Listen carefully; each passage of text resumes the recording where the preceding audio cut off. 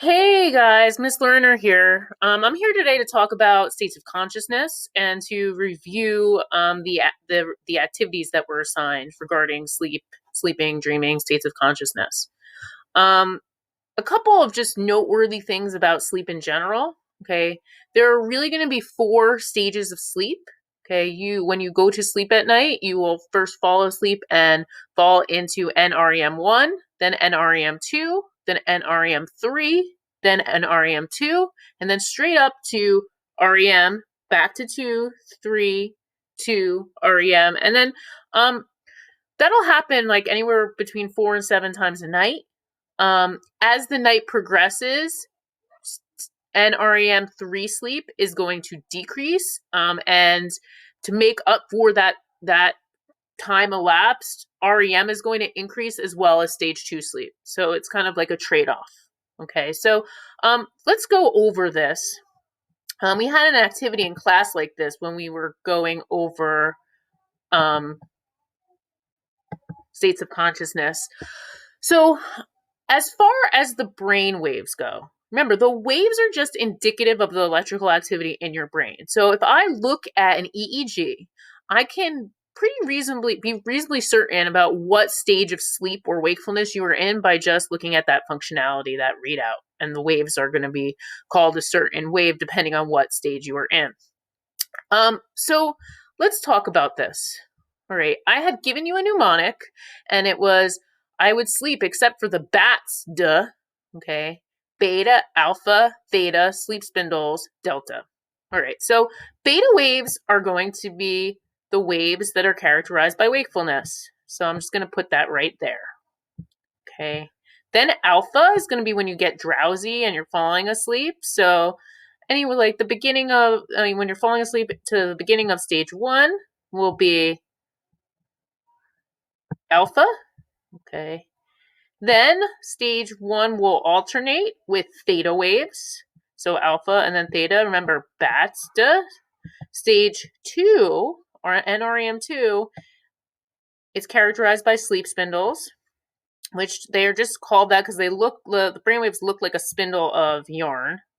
Bear with me if I can draw it. I don't know. Something like that. Okay, and then delta waves. Delta waves are going to be in NREM 3 when you are deepest asleep. Delta waves are characterized by a very high amplitude, so the height, and a low frequency. All right, so let's go crazy here. Let's change the color. Blue. All right, so when is the deepest sleep? Well, the deepest sleep is going to be during that delta wave period in NREM 3. Paradoxical sleep. Remember what a paradox is. A paradox is something that seems to contradict itself by its very nature. Now, the brainwaves in REM sleep are sometimes known as sawtooth waves. They look like the teeth of a saw. They're very similar to beta waves, the way that your brainwaves look while you're awake, because your brain, when you're dreaming, thinks you are awake. Okay. However, in contrast with what your brain thinks, your body, your voluntary muscles are paralyzed. Okay.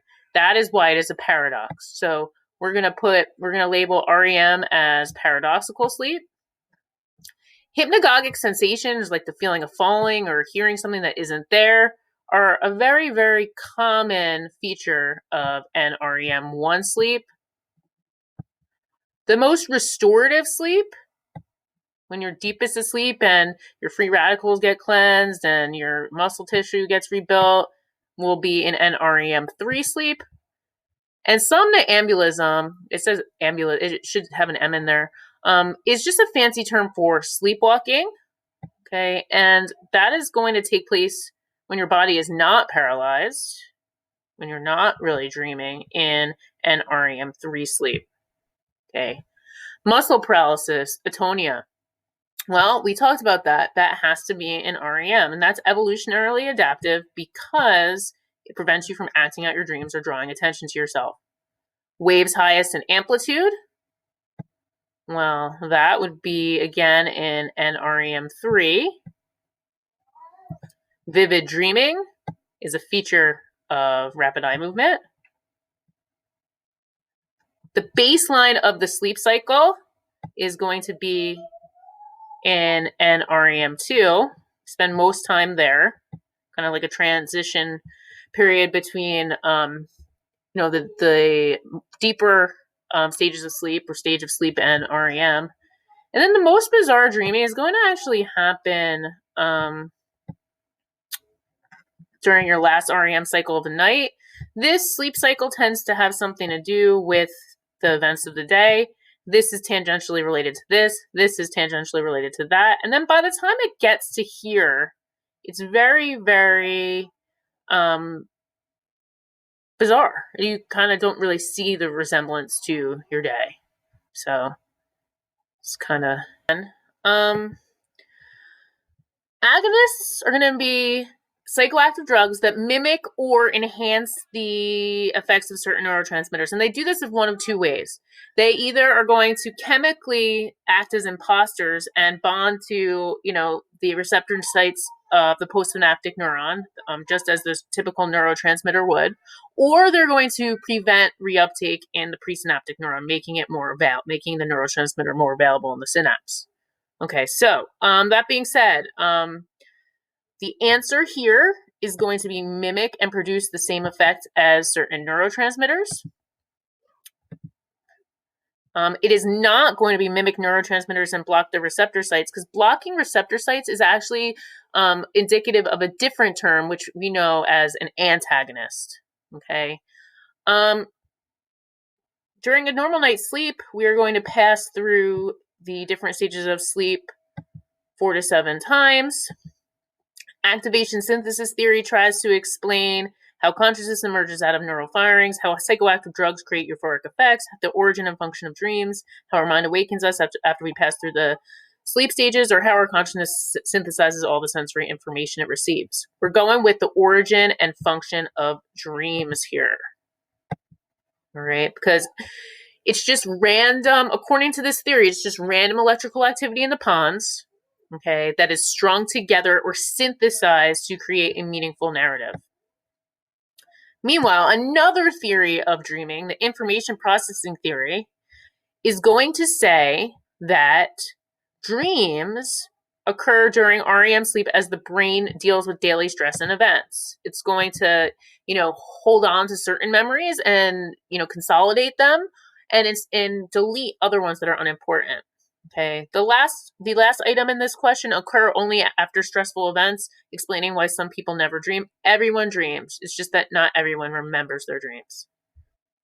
Which level of consciousness involves involuntary bodily processes? That's what we call the non-conscious. Which neurotransmitter is affected by opiates? Okay, that would be endorphins. You could hear, I will be your hero, baby. I could take away your pain. Remember Enrique Endorphin sang that song? Which of the following is not characteristic of REM sleep? Rapid eye movement. Well, duh. That's going to be why it's called REM. Vivid dreams. We do have vivid dreams in REM sleep. Increased heart rate. Yeah. Yep. Paralysis. Yep. Delta waves. No. That's going to be when you're deepest asleep in stage 3 sleep. Okay. Tom is having trouble sleeping. When he falls asleep, he goes right to sleep. However, when he wakes up in the morning, he still feels tired. He can't figure out why this happens. Tom is probably suffering from enuresis, which is actually bedwetting, the clinical name for bedwetting, so that's not it. Nightmares, cataplexy. Cataplexy is going to be when you lose muscular control accompanied with narcolepsy. Night terrors or sleep apnea. Well, sleep apnea, the major symptom is snoring and daytime sleepiness. You don't really have a recollection of waking up and losing that breath hundreds of times a night. So, all right. Selective attention is most accurately defined as the focusing of conscious awareness on a particular stimulus is going to be the answer. So failing to see visible objects when our attention is directed elsewhere is going to be the byproduct of selective attention, which is what we call inattentional blindness. Which of the following drugs blocks reuptake, leading to increased neural stimulation?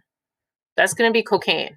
Okay, cocaine blocks reuptake in the presynaptic neuron, making it flood the synapse. Dopamine, flood the synapse, flood the synapse, flood the synapse.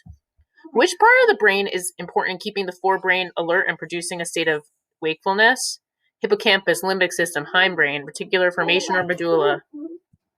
That is going to be the reticular formation. Okay, remember, tickle me, I'm oh, I'm awake, I'm aroused. Okay, hippocampus is memory, limbic system is going to be emotion and motivation, and the medulla is heart rate and respiration. When researchers removed all light cues, such as Okay, so when researchers removed all light cues, such as light, clock, radio, and television from subjects' environments, the length of a day expanded from 24 to 25 hours. This phenomenon is known as the circadian rhythm. And lastly, the hormone most closely related to one's sleep patterns is melatonin. That is going to make you sleepy. That's why people take it. All right. Thank you for listening. I'm sorry, it's just a series of distractions. I'm doing the best I can. I hope you're doing well. Bye.